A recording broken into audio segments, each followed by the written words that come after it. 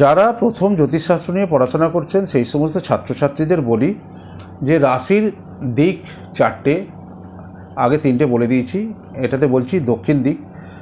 বৃষ, কন্যা, মকর, এই তিনটে রাশি দক্ষিণ দিককে ইন্ডিকেট করে।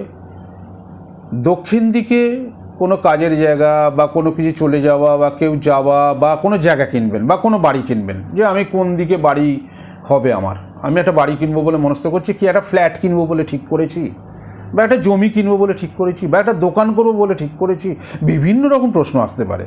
কথার পরিপ্রেক্ষিতে প্রচুর কথা আসতে পারে। এখন ব্যাপার হচ্ছে প্রচুর প্রশ্নও আসতে পারে, মানুষের তো জানা শেষ নেই। এবার ম্যান টু ম্যান বিভিন্ন রকম ভ্যারি করে। কেউ এসে বলতে পারে আমার কোন দিকে দোকান হবে, কেউ এসে বলতে পারে আমার কোন দিকে বাড়ি হবে, বা একটা বাড়ি কিনবো বলে মনস্থ করছি, কোন দিকে কিনলে ভালো হবে। যদি দেখা যায় যখন এই বাড়ি কথাটা যখন উঠলো বা দোকান কথাটা বা যে কোনো কনস্ট্রাকশন যখন আসবে, সেটা কিন্তু চতুর্থ ভাব থেকে বিচার করা হয়। এই চতুর্থ ভাবটা যদি বৃষ, কন্যা আর মকর রাশিতে পড়ে, তাহলে আপনি বলতে পারবেন যে দক্ষিণ দিকে আপনি বাড়ি খুঁজুন বা জায়গা খুঁজুন বা দোকান খুঁজুন, তাহলে আপনার পক্ষে সেটা সুবিধা হবে বা সেটা ভোগ হবে বা সেটা আপনার পক্ষে সুইটেবল হবে। ব্যাস। তাহলে এইগুলো কোথায় পাবেন? একটা বই রেকমেন্ড করছি, একটুখানি কালেক্ট করে নেবেন। এডিএন পদ্ধতিতে ভাগ্য বিচার, দেবসূর্য পাবলিকেশন কর্তৃক প্রকাশিত।